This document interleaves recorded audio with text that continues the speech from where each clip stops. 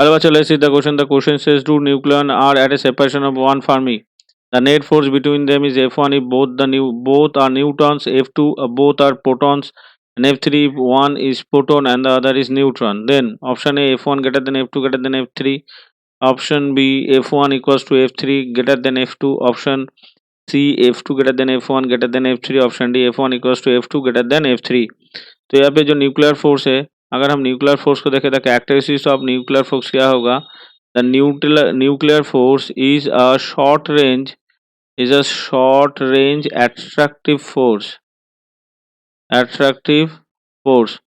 अभी क्या है, अगर प्रोटॉन प्रोटॉन के बीच में जो फोर्स है, प्रोटॉन प्रोटॉन के बीच में जो फोर्स है उसको यहाँ पे लिखा है F1। प्रोटॉन और न्यूट्रॉन के बीच में जो प्रोटॉन और the force between the nucleons are the separation F1, the net force between them is F1 if both are Newton. Proton proton के बीच में जो है इसको लिखा है F3। ये है हमारा।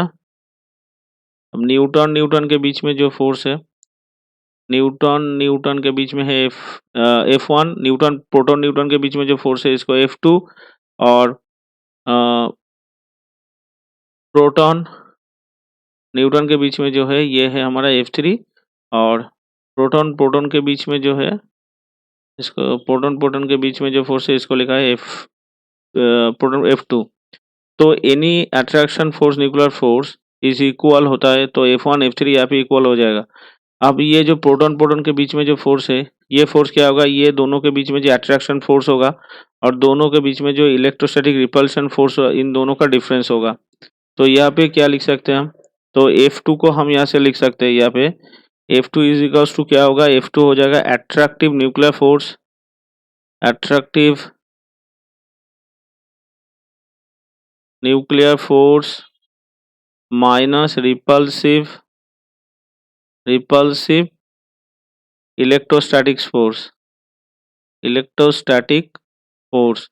तो अगर इसको हम देखें तो यहाँ पे हमारा F1 और F2 F3 सेम हो जाएगा, लेकिन ये दोनों F2 से ज़्यादा भी हो जाएगा।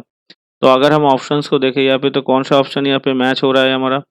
तो अगर हम ऑप्शंस को देखें तो यहाँ से हमारा जो ऑप्शन बी है, ये ऑप्शन हमारे आंसर से मैच हो रहा है, यानी F1 equals to F3 and greater than F2।